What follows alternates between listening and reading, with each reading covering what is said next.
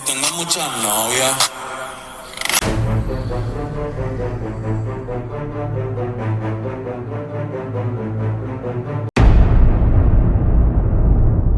Pour ceux qui ne le savent pas, c'est ma deuxième vidéo où je parle à visage couvert. J'avais envie, de toute façon je voulais le faire depuis le départ, de parler en montrant mon visage, mais pour l'instant je préfère ne pas le faire à visage découvert. Même chose avec mes filles, on essaie de trouver toutes sortes de moyens pour éviter ça. Peut-être qu'une fois que, excusez-moi je rectifie pour qu'on entende mieux, peut-être qu'une fois que j'aurai dépassé un certain seuil, je déciderai d'enlever ma cagoule. Mais en tout cas, ça n'est pas pour la raison d'aujourd'hui. C'est pour ça que je fais cette vidéo. C'est parce qu'on va parler du film American History X.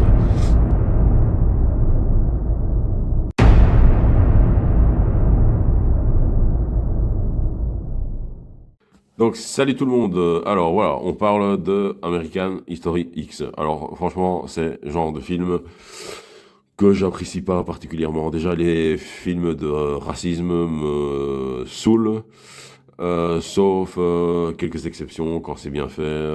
Il y a quelques films qui ont été pas mal, mais après c'est toujours le même refrain. Et en discutant, on se rendra compte que c'est en fait la même claque à chaque fois qu'on se prend quand on regarde ce genre de film, comme celui-là, par exemple. Alors c'est une claque, pourquoi? Ben, c'est parce que ça te montre encore une fois que la haine est présente, qu'elle a toujours été présente et qu'elle sera toujours présente. Dans ce film, on voit un mec complètement sombré dans le racisme, pas un peu, mais totalement. Et le pire, c'est que tu comprends pourquoi et comment les idées s'installent dans la tête de quelqu'un à partir du moment où il ne veut plus voir les choses en face. C'est comme s'il avait des œillères. Pour moi, le gars, c'est comme s'il avait des œillères. Non, mais franchement, il y a un moment, faut être rationnel. Euh, Et en plus, donc, pour finir ce sujet, on voit que sa vie est complètement gâchée à cause de ça. Et donc, c'est là que je me suis donc posé une question, mais comment peut-on en arriver à détester quelqu'un juste pour ce qu'il est, pour ce qu'il représente? Parce que si tu regardes bien, le racisme, à mes yeux, n'a aucun sens. C'est vraiment de la manipulation pure et simple. Que ce soit, je fais attention aux mots que j'utilise, mais il y a des personnes, il y a des organismes, il y a des institutions, il y a des familles aussi, je peux dire ça comme ça, qui ont, mais alors vraiment, pour le coup, le tact pour, pour vraiment t'enfoncer ça au burin, au marteau, quoi, dans la cervelle, quoi. Après, quand tu réfléchis bien, selon l'endroit où tu nais, tu peux être du bon côté comme du mauvais côté. Donc, au final, c'est quoi? C'est juste une question géographique. Je sais pas si vous avez déjà posé la question, mais moi, je sais, je voyage beaucoup. Enfin, je voyage beaucoup. Je voyage. Et je me rends compte que selon les pays dans lesquels je suis, il y a des choses que certaines personnes ne peuvent pas comprendre qui se passent dans certains pays, dont notamment en France, puisque moi je vis en France, comme en Amérique, il y a des personnes d'ici qui comprennent pas en Amérique. Enfin bon, bref, c'est vraiment collatéral, déjà de un. Ça dans tous les sens, ça se croise, c'est quelque chose déjà géographiquement. Mais alors géographiquement. Alors encore pire, c'est quand on pense souvent que le racisme va dans un seul sens. Alors là, pour le coup, j'insiste là-dessus, parce qu'on pense toujours que ça vient du même type de personnes, alors qu'en réalité, le racisme va, mais alors, dans tous les sens, entre toutes les communautés et dans tous les milieux. Et même parfois, dans la même communauté, entre gens qui se ressemblent. Et d'ailleurs, vous avez même pour bon exemple Les clubs de foot. C'est un exemple mieux que ça, on s'est pas trouvé quoi. C'est des clubs, vous avez des nationalités, des origines de partout. Et ben parce que c'est leur club, ils vont vouloir démonter la gueule en restant poli du gars qui est en face d'eux parce qu'il est pour l'autre club, alors que dans un autre contexte, enfin vous m'avez compris quoi. C'est voilà.